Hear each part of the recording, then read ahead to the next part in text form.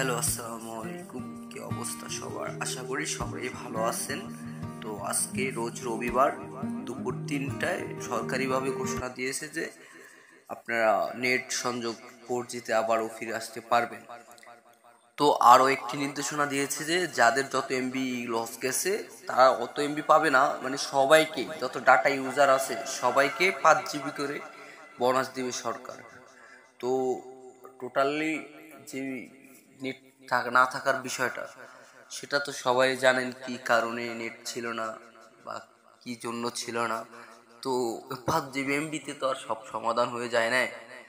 এত ভাই শুধু কোটা আন্দোলন করতে যে মৃত্যুবরণ করে গেছে, আমরা নেট পাই তো আবার হয়তো বা খুশি হয়ে যাব, কিন্তু যারা মৃত্যুবরণ করছে বা যাদের ফ্যামিলি তাদের ফ্যামিলি মেম্বারকে হারাইছে সে বুঝতে পারে যে তার কাছে এখন দিনটা কেমন যাইতেছে। আমরা হয়তো ইন্টারনেট পেয়ে ভুলেই যাব যে